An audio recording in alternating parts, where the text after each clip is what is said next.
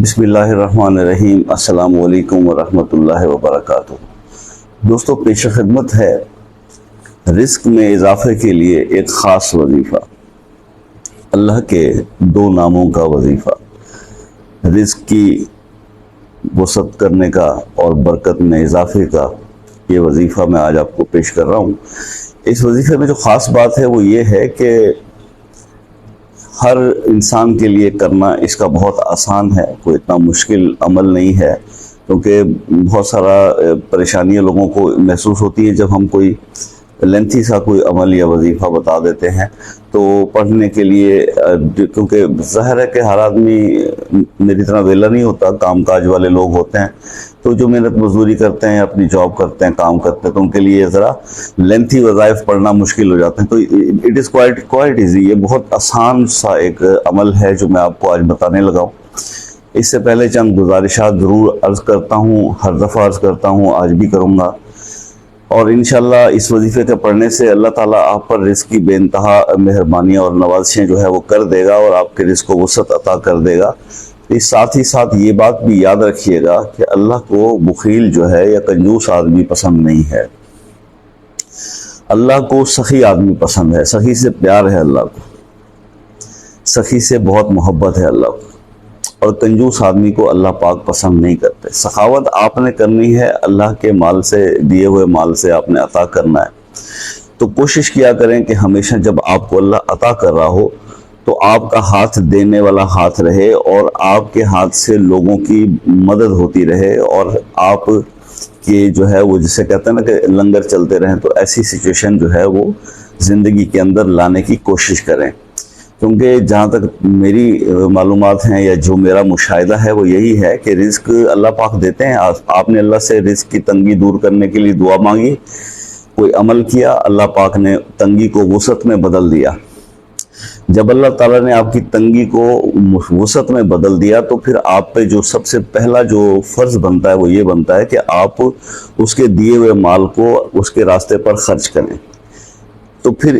ایسا جب آپ کرتے ہیں تو پھر آپ کو یہ کلیہ یا فارمولہ جو ہے وہ آپ کے ہاتھ آ گیا رزق کو ملٹی پلائی کرنے کا، ٹھیک ہے؟ تو رزق اللہ پاک سے مانگنا، تو آپ نے مانگ لیا، اللہ پاک نے عطا کر دیا۔ اب دوسرا سٹیپ ہوتا ہے اس کو بڑھانا،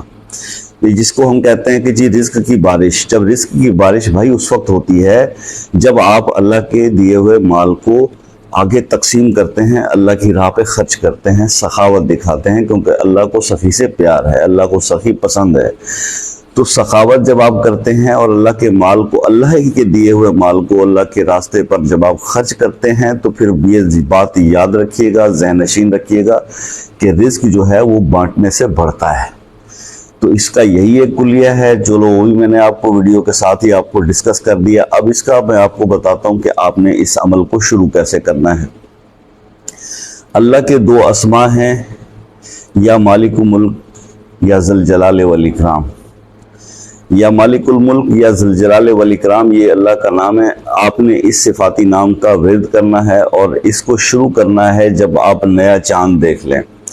جیسے ہی آپ نیا چاند دیکھ لیں، اگر آپ کو نئے چاند کی جمعرات مل جائے پہلی تو بہت اچھی بات ہے، ادروائز جیسے آپ اسلامی مہینے کا نیا چاند دیکھیں تو پھر آپ اس عمل کی ابتدا کر لیں۔ اور اس کی ابتدا اس طرح سے کریں گے آپ کہ جیسے آپ نے آج چاند دکھا، آپ نے رات کو چاند دیکھ لیا، تو آپ اس دوسرے دن صبح فجر کی نماز سے اس وظیفے کا جو ہے وہ آغاز کر سکتے ہیں۔ اور اس کا طریقہ کار یہ ہے کہ نماز فجر پڑھنے کے بعد آپ نے 7 بار درود ابراہیمی پہلے پڑھ لینا ہے۔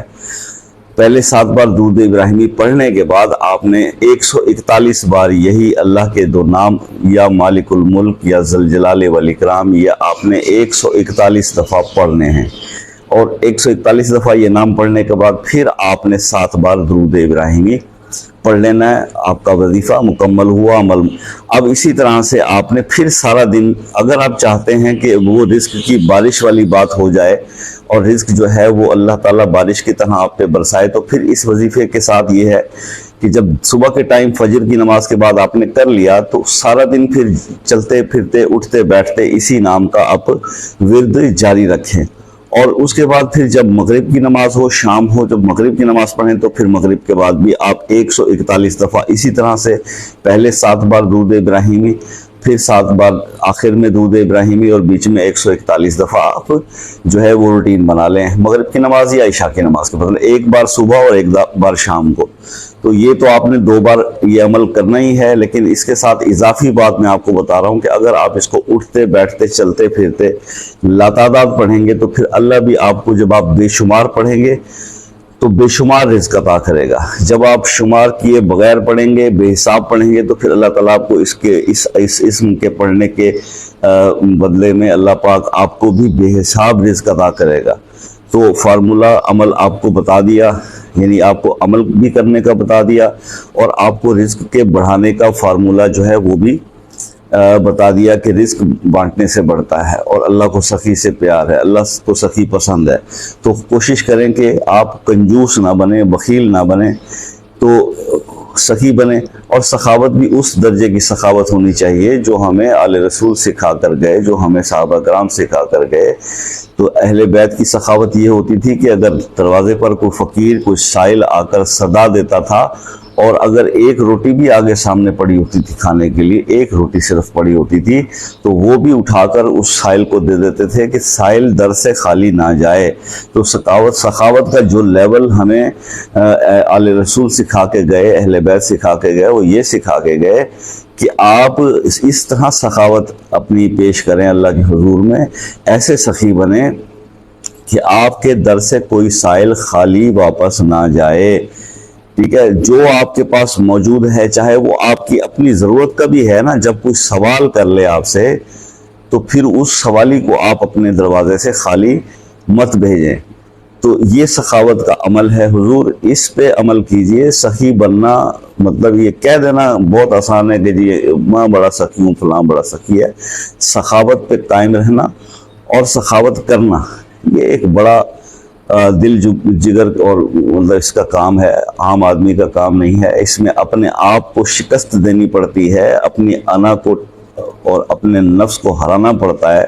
شیطان سے لڑنا پڑتا ہے، اور اس کے بعد پھر وہ مال، کیونکہ سب سے زیادہ جو اس دنیا میں محبت کسی چیز کی اگر انسان کے دل میں ہے تو وہ مال کی ہے آج کے دور میں۔ تو بہت پیارا ہوتا ہے انسان کو اپنا مال، اپنا پیسہ، اور اپنے پیسے کو کسی کو دے دینا، وہ بہت بڑا ایک اس کا جو ہے نا ہمت کا کام ہے۔ لیکن جو یہ کام کرتے ہیں اور جو سخاوت دکھاتے ہیں، تو پھر ہم نے دیکھا ہے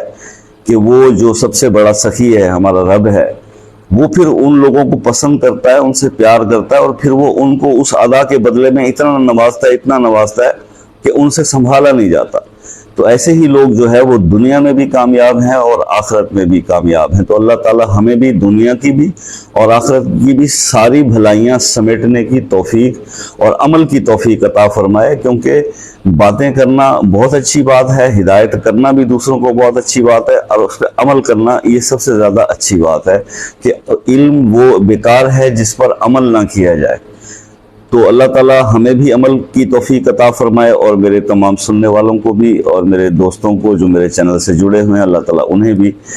سخی بننے کی توفیق عطا فرمائے اور ان کے دن بدل دے۔ یہ میری دعا ہے۔ باقی ملتے ہیں نیکسٹ ویڈیو میں، تب تک کے لیے اپنے بھائی کو اجازت دیجیے۔